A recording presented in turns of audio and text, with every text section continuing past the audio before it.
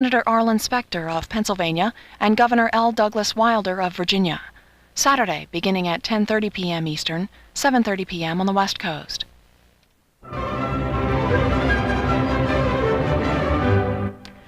Coming up next, we take you to the National Press Club in Washington for the comments of former Senator George McGovern of South Dakota.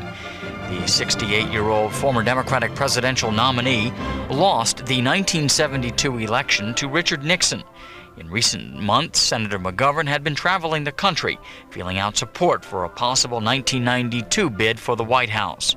At the press club today, he announced that he would not seek the presidency.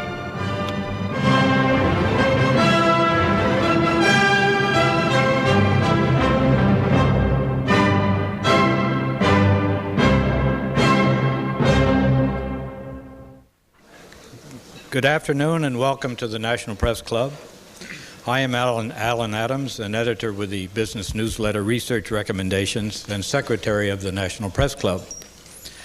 I'd like to welcome my fellow club members and their guests in the audience today, as well as those of you who are listening to this program over one of the more than 400 national public radio stations or watching on one of the 3,600 cable systems affiliated with C-SPAN, the Cable Satellite Public Affairs Network.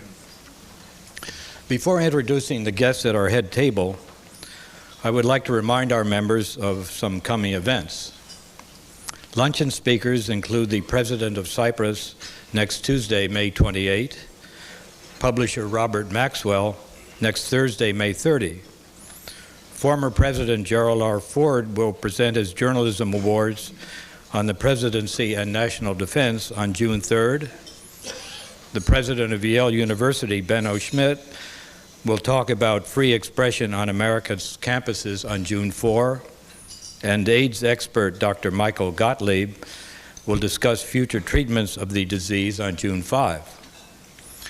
I'd also like to remind our guests here today that if you have questions for our speaker, please write them on the cards provided at your tables and pass them up to me.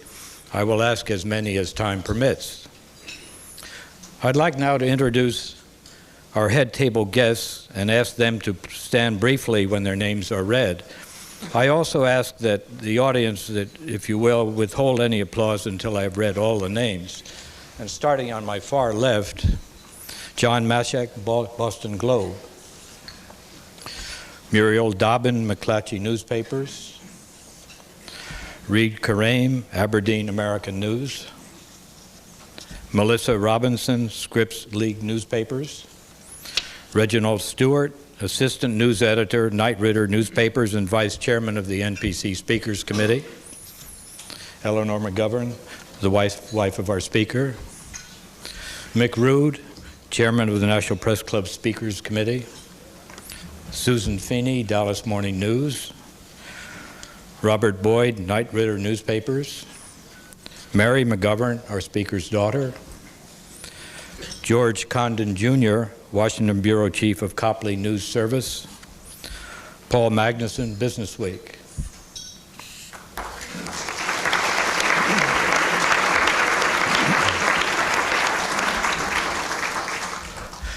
The 1992 presidential contest may be less than 18 months away, but unlike past political seasons, the field of likely candidates is far from clear.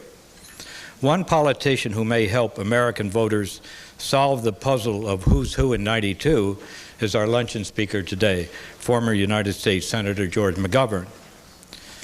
Senator McGovern, who represented South Dakota in the Senate for 3 terms, starting in 1963, is, as you know, an unflinching liberal who wears his badge of liberalism with pride. A World War II Army Air Corps veteran and former college professor, McGovern arrived on the national scene in 1961 when he was appointed director of the new Food for Peace program by President Kennedy. A year later, McGovern won his bid for the Senate, becoming the first Democrat to represent South Dakota in 26 years. In the Senate, he made his mark as an outspoken and unyielding advocate for the poor and disenfranchised, and as a critic of American involvement in the Vietnam War and military spending. Senator McGovern's mark on the history of his party is indelible. After the stormy 1968 Democratic Convention in Chicago, he was appointed to chair a panel that rewrote the delegation selection rules, removing old political machine operatives and giving representation to grassroots party members and those of diverse backgrounds. In 1972, with the McGovern Commission rules in place, McGovern ran and won the Democratic nomination for president. It was a campaign marked by ups and downs. At one point, fighting the liberal wimp image, McGovern told a heckler in Michigan to kiss his rear, a comment that so impressed his staff that they made sure it got widespread publicity. On the downside, news accounts that McGovern's vice presidential running mate, Thomas Eagleton of Missouri, had undergone shock treatment, created such panic among Democratic donors and McGovern supporters that McGovern dropped Eagleton a week later after declaring, "I'm behind him 1,000%. The final blow to McGovern and the liberal Democratic movement came at the ballot box when McGovern won only the District of Columbia in Massachusetts. Since then, liberals have had a tough time, and the Democratic leadership has been steadily moderating, to no avail at the national level. They are still losing presidential campaigns, and McGovern feels a return to liberal values is the remedy needed. Last January, when the senator spoke at the University of New Hampshire, a member of the faculty commented, "It's great to hear him again." Senator McGovern will advise us today whether he will be the liberal standard bearer for the Democrats in '92. We'll watch to see whether the reaction is, "It's great to have him run again." Ladies and gentlemen, Mr. George McGovern. Thank you, Mr. Adams. Thank you, Carl. Thank you. Thank you. Thank you.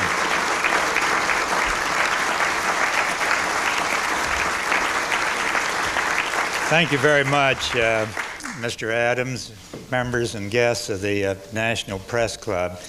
It's, of course, an honor to be the guest of what is obviously one of the most important political forums that we have in this country. This is the first time, thanks to C-SPAN, that a whole speech of mine has been carried live on television since I addressed the National Convention in 1972. Prime time, as I recall, in Guam. Some of you may be wondering why a one-time presidential nominee who lost 49 out of 50 states, as the chairman has generously reminded us, would have been brought here today to tell you what is going on in American politics.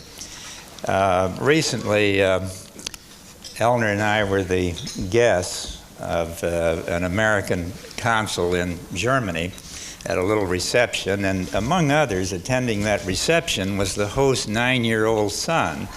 He was an American, but he'd been gone for some time, and he came there under the impression I had actually been elected president of the United States. In fact, he gave up a basketball game, which is really serious. When I explained the cruel realities to him and what had actually happened, his face at first fell, and then he quickly brightened. He says, "Yeah, but just remember, you came in second." So I'm fortified by that kind of optimistic interpretation. I also suspect that in politics, as in life, it's just possible that we learn as much from our disappointments and from our defeats as we do from our victories. Although I must add that having had it both ways, I still prefer the victories. I speak today primarily because I believe that America must move in a dramatically different direction. I think it's imperative that a new agenda be defined and debated in the 1992 presidential campaign. We must not have a repeat of 1988 when, in effect, a handful of cynical pros defined the issues in that election.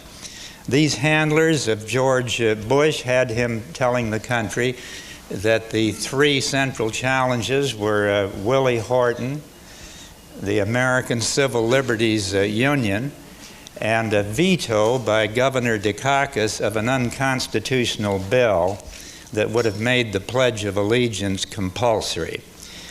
Unbelievably, for whatever reason, the Democratic nominee failed to make a strong case even for the most basic democratic issues as fundamental as America's role in the post-Cold War world. The nation's health care crisis, which I think is fast becoming one of the transcendent issues of the country. The savings and loan scandal, none of those things even mentioned. I think we must not have a repeat in 1992 of the national charade of 1988. The time has come, frankly, to accept the end of the Cold War and of the long twilight struggle that for so long has consumed our treasure and our technology. We can now and should bring our troops home from Europe, Japan, and South Korea and turn to nation building here at home. 400,000 American forces have been stationed in these countries now for some 40 years. They are no longer needed there. No one can make a good case for the continuance of those forces abroad. The Soviet threat has ended and the Warsaw Pact is dismantled. The Soviet government may be a threat to its own people. It is no longer a threat to the West, to the United States. As for future Iraq-type threats, we fought and defeated Iraq in 6 weeks with 17% of our armed forces. No similar threat is on the horizon, but if one should develop, we could readily handle it with a small fraction of the enormous military machine we have assembled to take on the other superpower, the now crisis-ridden Soviet Union. To keep 400,000 troops overseas, along with 168,000 Pentagon civilian personnel and 400,000 military dependents, roughly 1 million people, plus backup troops and weapons, all of this consumes some 2/3 of our military budget. I sometimes wonder if the American people are aware that 2 out of 3 of all our defense dollars are to project American power to defend other countries. We should now be integrating these surplus forces into a full employment civilian economy. Now that's going to require economic conversion planning at the local, at the state, and at the federal level. The same kind of conversion planning needs to take place with regard to defense workers that are no longer needed in the production of such highly doubtful weapons as the stealth bomber, SDI, and new missiles. Why should nearly half, actually over half, of our $300 billion annual military budget go to the defense of Europe and Japan at a time when nobody is threatening those countries? Why shouldn't these prosperous countries finance whatever defense requirements they have on their own? Is it not time for Uncle Sam to stop playing the role of Uncle Sugar?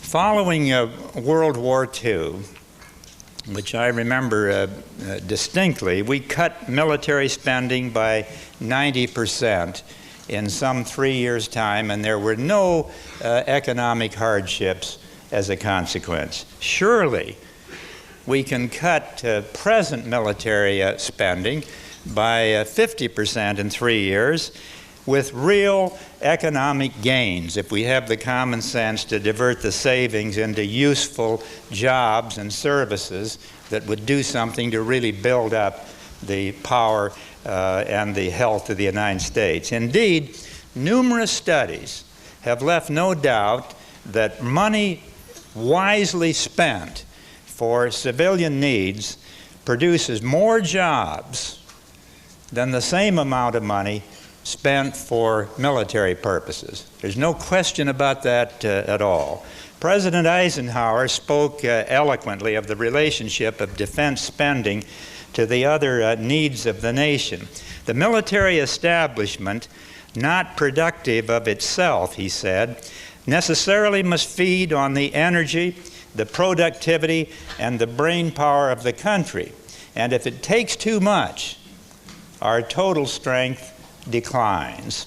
On another occasion, President Eisenhower spoke out against the burdens of multiplying weaponry.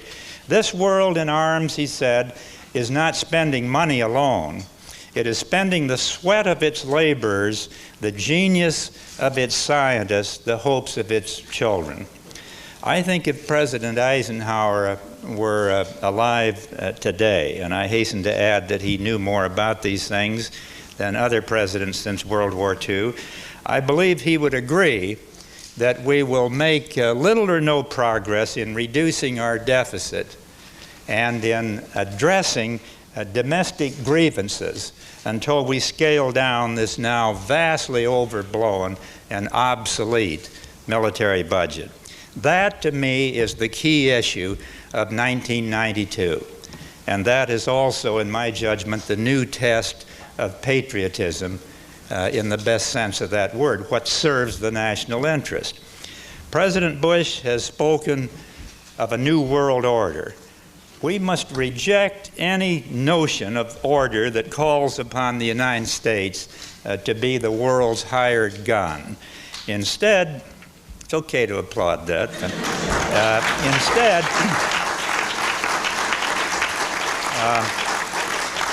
Instead, we should aspire to be the world's grocer, utilizing the productive genius of our farmers to end hunger in Russia and Eastern Europe and elsewhere. American farmers, cooperative leaders, processors, and marketing specialists could be formed into teams to assist the Soviets in their transition to a market economy, and the same across Eastern Europe.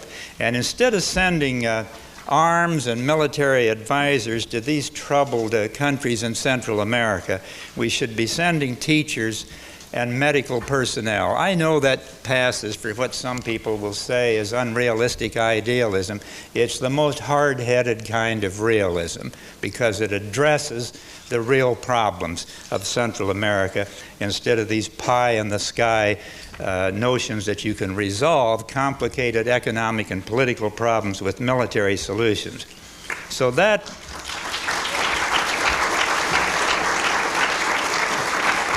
I think, is the real new world order that we must seek. And that should encompass a much stronger role for the United Nations, as President Roosevelt envisioned, and for the World Court. It should emphasize conflict resolution rather than confrontation, and it should minimize militarism and maximize human investment. Now, what I have outlined here is a major economic conversion of approximately half of our present military outlays to the more urgent and patriotic task of building the nation. That conversion, properly conducted, can bring full employment to the United States. It can bring stronger education and comprehensive job training, national health care, somewhat along the lines of the Canadian system that has worked so well in our neighboring country to the north. An independent energy policy based on greater efficiency and cleaner sources of renewable energy. Reconstruction of our decaying public facilities and the world's most effective environmental protection program. Now, that kind of an agenda calls for a president with a keen and abiding interest in domestic issues. And this is precisely where the present administration is the weakest. Look at George Bush. One face, resolute, intensely preoccupied with foreign affairs. The other, weak, confused, and disinterested in the problems of ordinary Americans here at home. I believe that the choice for 1992 is clear. If you want a president who took the lowest road to the highest office in the land, George Bush is your man.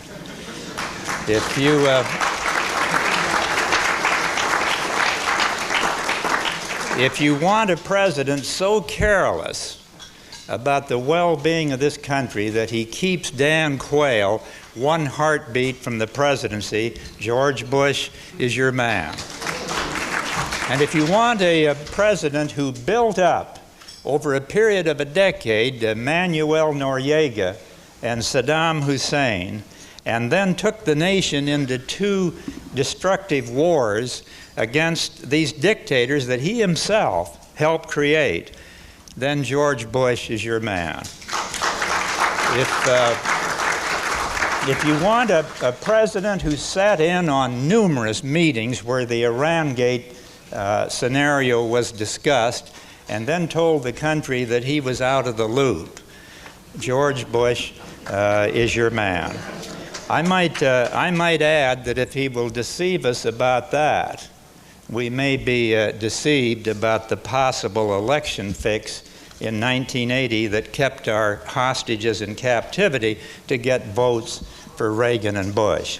I do not make that as a charge. I make it as a real serious question that needs to be carefully investigated, as former President Carter has recommended. If you want a president who posed as a tax cutter during the past decade and then gouged the middle class with tax increases, George Bush is your man. Ironically, conservative Republican writer Kevin Phillips has made this middle class case for the Democrats better than has any Democrat that has come to my attention. He writes, by the time the 1980s ended, the top 1% of Americans had more of total family income than when the decade started, whereas the people in the middle saw their relative share decline.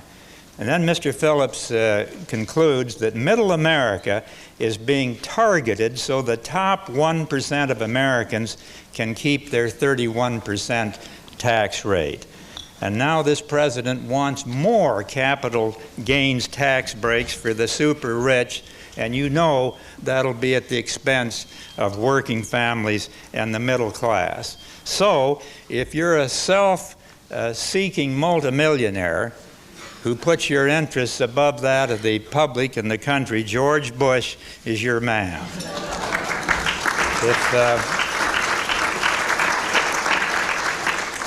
If you want a president who, for years, has supported the policies that ransacked our savings and loan institutions and weakened our banks across the country, George Bush is the man for you. If you want a president who for the last decade has supported policies that triple the national debt, a blatant betrayal of his own professed conservatism, then George Bush is your man. If you want a president who advertises himself as the education president or the environmental president and then cuts support for both of those areas below the level that even President Reagan thought necessary, George Bush is your man. If you want a president whose national energy policy ignores conservation, ignores energy efficiency, ignores the environment while increasing our dependence on oil from the Persian Gulf And from Texas, George Bush is your man. Finally, with 37 million Americans unable to get health insurance, with the dream of home ownership vanishing for much of the middle class, with college and hospital costs literally going off the charts, with unemployment hovering at 7% and unemployment compensation exhausted while a dangerous recession weakens the country, with our inner cities festering in drugs and crime and despair, with all of this human need. If you want a president who is bored with domestic issues, according to his own aides, and does nothing about them, George Bush is your man. Now, it's a matter of some personal embarrassment to me that my party has, for the most part, tended to go along with these Reagan-Bush policies, or at best protested with a wavering and feeble voice. The one bright and shining moment when the Democratic leadership in Congress performed as the loyal opposition was when they voted last January, after a brilliant debate, to stand firmly with economic sanctions and the defensive deployment of troops in Saudi Arabia rather than rushing off to war in the Persian Gulf. That position by an overwhelming majority of congressional Democrats is being vindicated by history, and it'll be vindicated more with each passing day, even as the presidentially inspired jingoism of the hour continues to recede. Would that my party were as wise and courageous in defending its principles across the board. So I say to my fellow Democrats, do not run away from liberalism. It is our historic heritage. It is the very ground of our being. America has had two great political traditions, conservatism and liberalism.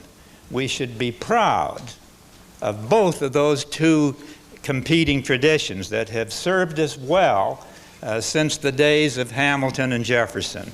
It is really the creative tension between conservatism and liberalism that provides the genius of our constitutional democracy. So we need a conservative party in the United States, but with all due respect to the Democratic Leadership Conference, we don't need two conservative parties.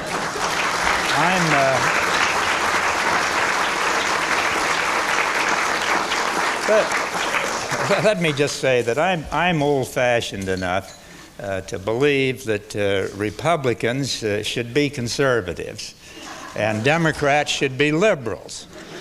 Perhaps that is why Barry Goldwater and I remain good friends with a considerable degree of mutual admiration. I believe that American politics must be restored to the people. I think that politicians must stop the charade and begin looking for practical solutions to real problems that face our fellow citizens every day of their lives. Our real problems are not halfway around the world, they're halfway down the block. At the same time, we must break the growing money power in American politics by establishing public financing of congressional elections. And we must demand an end to the superficial negative campaigning that appeals to what is the very worst in us instead of what is enlightening and ennobling. So I seek a new definition of patriotism, a higher level of politics, a new road ahead for America. Lee Atwater, the Republican national chairman, stricken with cancer, told Life magazine shortly before he died, "My illness helped me to see what was missing in society is what was missing in me. A little heart, a lot of brotherhood." The 80s, he said, were about acquiring wealth, power, and prestige. I don't know who will lead us through the 90s, but they must be made to speak to this spiritual vacuum at the heart of American society. I tried, obviously with limited success, to touch this spiritual yearning in 1972 when I called America home to the enduring values that we had at the beginning. I still see a vision for America as a country in which we truly care about each other. I still see America as a witness to the world for what is decent and just in human affairs. Now, for several months, I have been trying to define what my own proper responsibilities are in our political process. And a difficult, painful struggle it has been. In a sense, it's been a struggle between personalism and patriotism. All the personal factors argue against another bid for the presidency. Family considerations, the unpleasantness of being on the receiving end of negative campaigning that now seems to be the order of the day, the risk of ridicule, I suppose, ineffectiveness, possibly, rejection. These and other personal factors all say don't do it. But the argument has been complicated by the fact that on the other side is the genuine pull of public service, of concern over my own floundering political party, and of concern about the condition of our country. From the beginning of the year, I have publicly and repeatedly expressed the hope that a younger, less battle-scarred candidate would become the Democratic nominee in 1992. I now believe that is likely. I also believe that I can best advance a liberal, principled message if I can speak without the distraction of personal ambition. Therefore, I will not run for president in 1992. Now, as I say, this has been a difficult decision, not least because of the people, the good people that rallied to our cause, some of whom are in this room. We have a strong financial base, and we would easily have qualified for federal matching funds. We carried our exploratory operation far enough to ascertain that beyond any doubt. But I'm convinced that not running is the right decision. And while I am not a candidate, I intend to speak to and for my party on behalf of a new direction for the United States based on the most enduring of the democratic ideals. In closing, let me just say something personal. I have sometimes been described as a big loser, and in a sense that's true. But actually, the voters of conservative South Dakota elected me as a liberal Democrat to the Congress and the United States Senate for almost a quarter of a century. Only Karl Mundt was there longer in the history of the state of South Dakota. And in 1972, my party gave me its presidential nomination after clear-cut primary election wins in 10 states, including New York and California. I did not prevail, obviously, in the general election against the incumbent president, but 18 months later, he and his top associates were driven from office. And they stumbled over the two issues I most strenuously raised during the campaign: the Vietnam tragedy and the closely related Watergate scenario.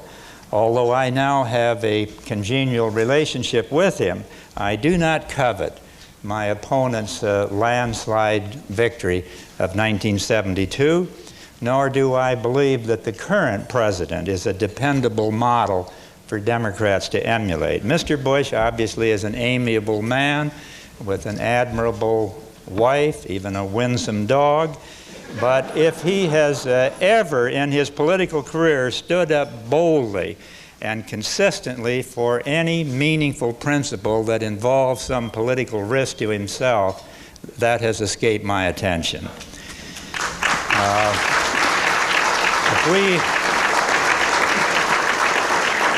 If we Democrats defeat Mr. Bush in 1992, it will not be by surrendering our liberal principles. Indeed, if we surrender our principles, we don't deserve to win.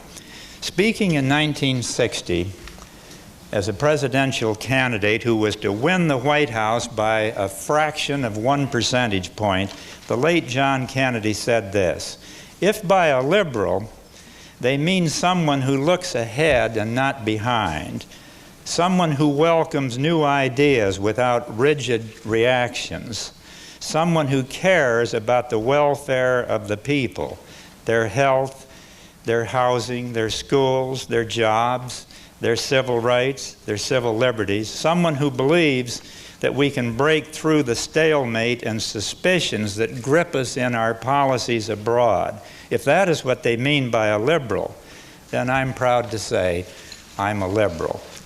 3 decades later, so am I. I'm a liberal and proud of it, proud of the things for which I have stood, the battles I have fought, and determined now in every way I can to see my party muster the courage to stand by its beliefs.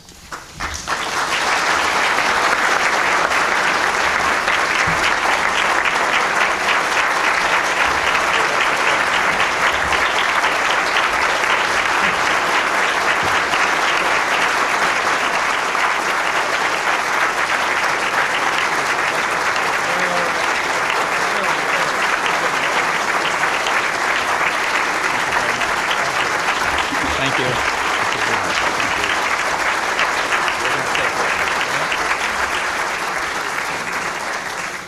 Senator, we have some interesting questions for you. The first one, if not you, who? Well, obviously, there's lots of talent in the Democratic Party. I share the puzzle that some of you have expressed to me about why we don't have more people making known their interest in the Democratic nomination. I don't think it's too early for people to begin to move. I can tell you from personal experience, it takes a lot of planning and time and effort even to get the feel of a presidential campaign, to test your organization, to raise the funds, to test your ideas, to be out there before audiences of all kinds. There are all kinds of pitfalls and traps that are ahead of a novice who goes into a presidential campaign. So I hope some of these names that we've heard about will come forward.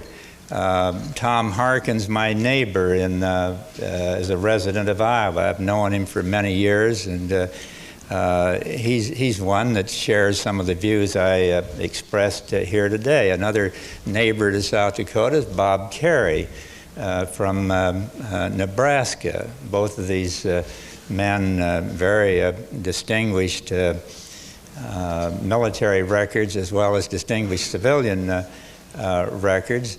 I continue to think Governor Cuomo has the best chance of any Democrat. He's our best orator, our best debater, our most articulate spokesman. He comes from a state where it's easy to raise lots of money, unlike South Dakota. So I think that former Senator Tsongas is in the race, and I'm glad he is. I think it takes guts to be the first in, to break the ice, and particularly a man who has recovered from cancer, an illness that might have justified him taking it easy for the rest of his life. Jesse Jackson, I don't know what Jesse's going to do. I haven't discussed it with him recently, but obviously he would share some of the things that I said here today. These are some of the people that come to mind, and let me put it this way. I'm going to support any Democrat whose name I've heard mentioned if that person becomes our nominee against George Bush. I feel that way very, very strongly. There's some I'd prefer over others, which I'll make clear at the appropriate time, but I'm committed this time of all times in supporting the Democratic nominee, as I always have. Senator McGovern, aren't you failing the liberal cause by not running? Well, this is what has bothered me, that I do feel strongly that I have something to say. I feel strong conviction about the importance of coming to terms with the end of the Cold War. Why do we go on, for God's sake, with a $300 billion budget 6 years after Gorbachev has came to power, the Berlin Wall has fallen down, the two Germanys are united, the Warsaw Pact has disappeared, the Soviets are in disarray, no particular threat to any major power. They've got their hands full apparently with Lithuania. So I do feel strongly as a liberal that somebody needs to be enunciating that message, and I would indeed feel guilty if I thought there were not going to be a candidate in the fray, maybe not agreeing with me 100%, but expressing some of this same sense that a new age is here, that this Cold War is over. If we don't face that issue, then I don't have much hope for us dealing with the environment or with health care or education. Where are we going to get the money? You can't raise taxes in the middle of a recession. You can't cut overall federal spending in the middle of a recession. You'll go into a depression. So what we have to do is support, as liberals, a shift from a now obsolete military budget that is weakening the country, undermining our real strength, making it more difficult for us to compete with other countries in world trade, the Japanese particularly.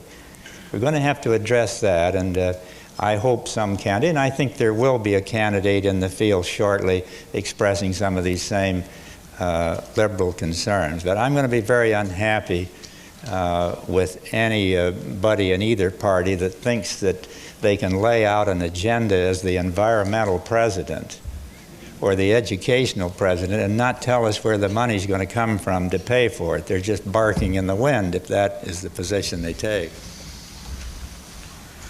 Since you are not going to run for president, what do you see as your role in the next campaign? Well, this may be a cliche, but I'm writing a book, and it'll be out before the next campaign, laying out what I think the American agenda ought to be.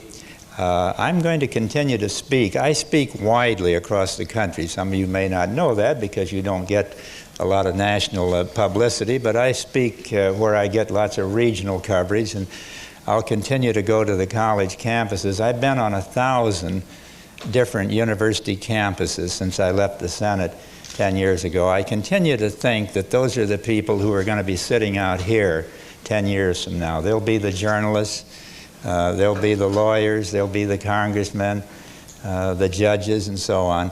And so I continue to try to influence the college community particularly, but I will be speaking rather widely at political meetings and other things, and hopefully counseling with some of the candidates. I've already had 3 potential candidates ask for my advice, which I'm ready to give free.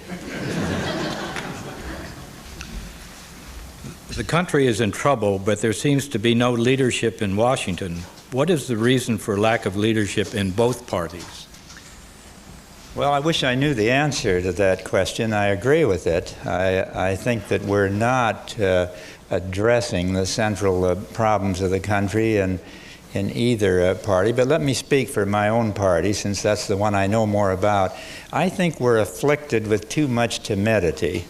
We're intimidated too much by the public opinion surveys showing first President Reagan and then President Bush running very high in public approval. But we need to take another look at those surveys, because while they show a certain amount of personal popularity for those 2 presidents, they show that a clear majority of Americans continue to support the liberal agenda.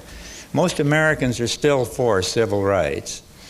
Most of them are still for Medicare, student loans, guaranteed bank deposits, thank God, rural electrification, even civil rights, the women's movement, the environmental movement. This is the liberal agenda. And I don't know which one of those things George Bush proposes to repeal, but I wish my party were more assertive in taking pride in the liberal achievements. Practically all of the public programs that now sustain our economy and our country and are approved by both parties were liberal initiatives originally opposed by conservatives. So I think what the Democrats have to do is to be proud of their liberal heritage and then stake out some new areas on national health insurance, which we ought to be for, a strong environmental program, alternative renewable energy programs, daycare. We ought to have the best daycare in the world, with so many families where both the mother and father are working. Those are the areas where I think we might deal with this leadership problem by really standing for something that promises solutions to the practical problems that face our citizens. What is the first priority that should be addressed in the U.S.? Well, the one that I mentioned today, for the simple reason that all the others depend on it, and that is laying out a common sense plan of economic conversion to move away from our Cold War budget to a peacetime budget. We did that after World War II, and we need to do it again. I think that's priority number one. I would place national health care somewhat along the lines of the Canadian system. It might have to be modified somewhat to fit our situation. I would place that very high on the agenda. The reason I don't put it first is that we haven't got the money to finance it at the present time until we deal with the first priority, which is to cut back on this excessive and now unnecessary military spending. To show you, Senator, that we faithfully relay the messages, this one says, "Hello, Senator, from your volunteer Nashville, Tennessee, 1972 campaign staff." That has to be one of the bravest persons in the room here. Tennessee was tough territory in 72. Will the President and the Republicans pay a political price for their role in the civil rights debate, or is public opinion on their side?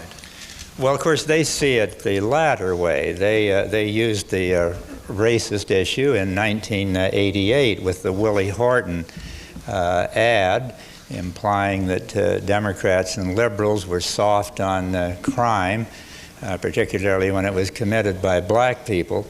And they're going to try the same thing with this phony charge of the quotas against the current civil rights bill. It's not a quota bill. As a matter of fact, the bill explicitly declares that it's not a quota bill and that quotas would be illegal under the terms of that legislation. It's a bill designed to extend economic rights to women and to blacks and minorities, and that's important unfinished business. I have no idea how the country is going to react to this politically.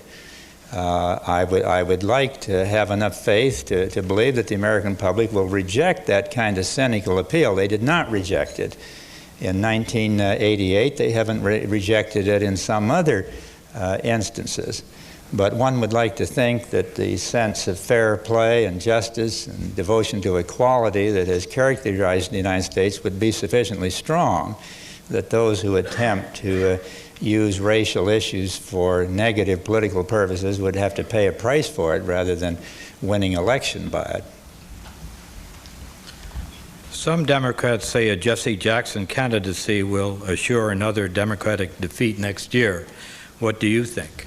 Well, I don't agree with that. That smacks of what I've just been talking about here. I have no idea whether Jesse Jackson will be a contender or not. I do know that he came in second, and I've already honored that tradition here earlier today, but he was the strong runner-up to the nomination in 1988. So I would hope that it's possible for a black individual to run for high office in this country without jeopardizing his or her political party. Was it difficult chatting with Richard Nixon when you saw him on the shuttle recently, or are bygones be bygones? Well, we didn't discuss Watergate. The interesting thing about that conversation, even though we're both getting along in years, especially Mr. Nixon, we were both looking at the future. He reassured me early in the conversation, something I hadn't really thought about, that there are only two Americans, native-born Americans above the age of 35 that can never run for president again. One is Ronald Reagan and the other is Richard Nixon because of the two-term limit.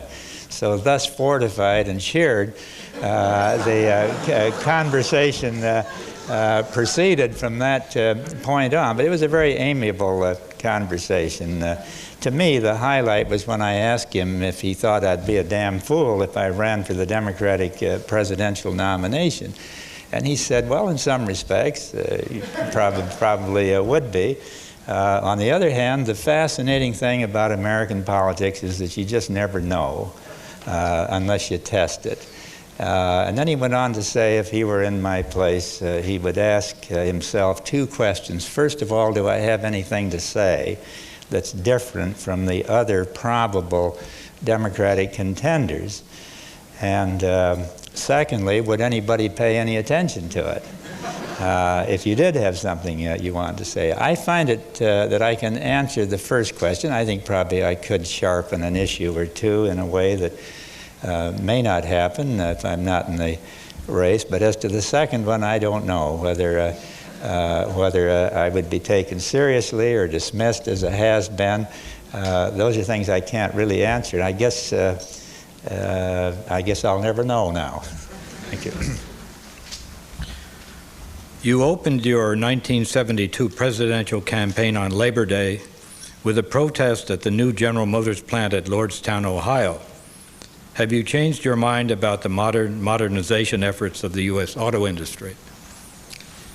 Well, I have to confess, this is the first question where I can't remember what I said back in do you remember, Frank, what we said? See, it's, as you move along, you forget some of these things you said in 1972 or 20 years ago. I suspect that what I was talking about was the introduction of automatic equipment in that plant that threw people out of work.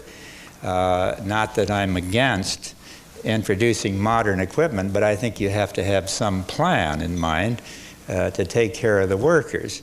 I'm sure, and I'll try to reconstruct what I think I would have said in 1971 or 72, and that is that the managers of large industrial plants, in a sense, have a quasi-public responsibility. You can't just dump workers out into the cold.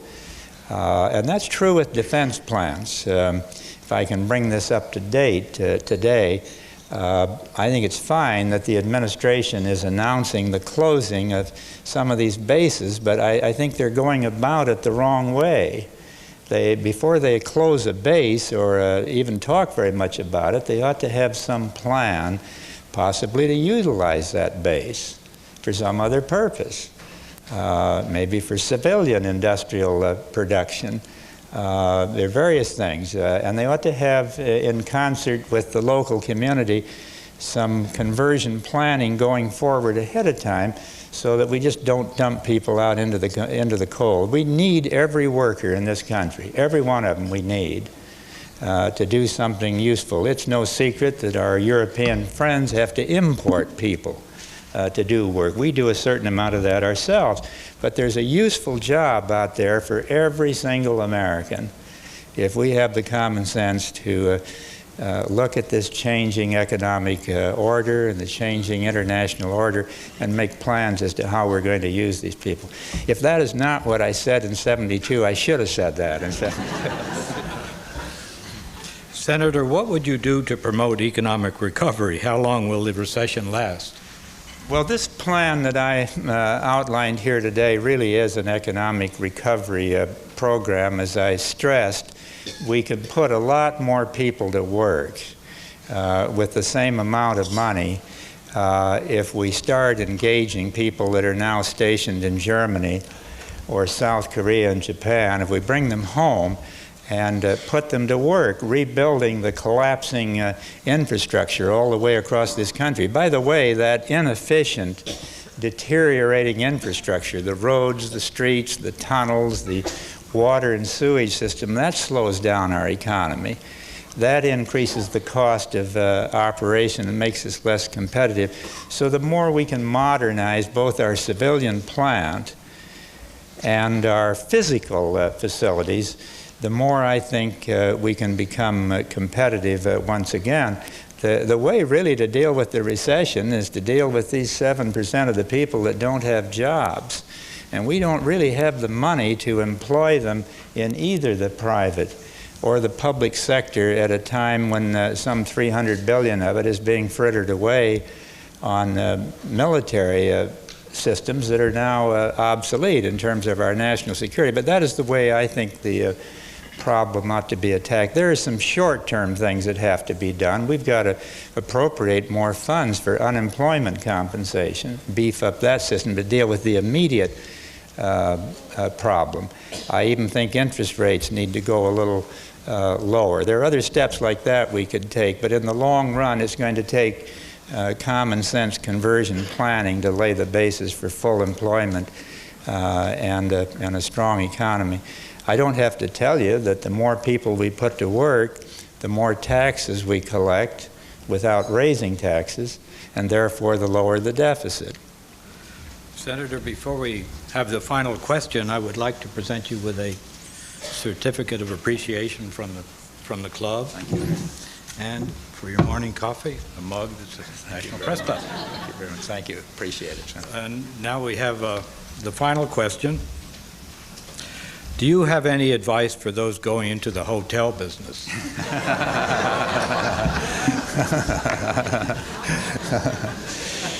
Well, let me just say about the hotel business, it's a lot of fun. I've had a kind of, I guess maybe a 35, 40-year dream someday to own an inn. Or to own a hotel. Even sometimes when I'm in a restaurant and the service isn't very good, I think, God, if I were just running this place, we'd do this and do that. Hotels have always had a kind of a mystery for me. I've always thought they were rather exciting places. So I don't regret having made a brief pilgrimage into the hotel business, but the first piece of advice I would give you is don't buy a hotel the day the recession begins, and especially if it's in New England where the recession is hit with special force. I suppose one other bit of advice, if you're going to run a hotel, instead of relying entirely on your own money, which I did, it's better to do the way Reagan and Bush did and borrow the money from you. They works better that way. Thank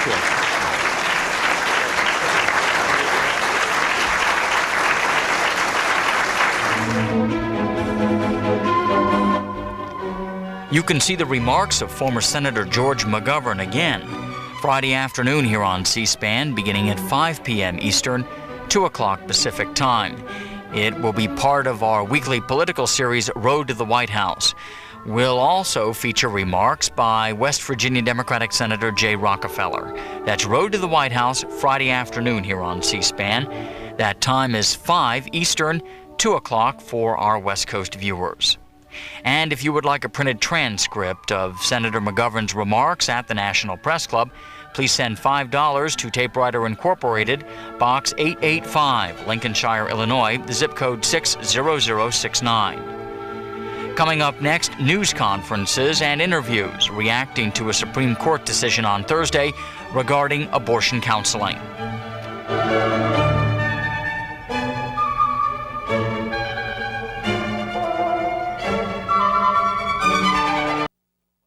But to permit Saddam Hussein to link... For viewers who want to know more about C-SPAN, we publish a weekly newspaper called the C-SPAN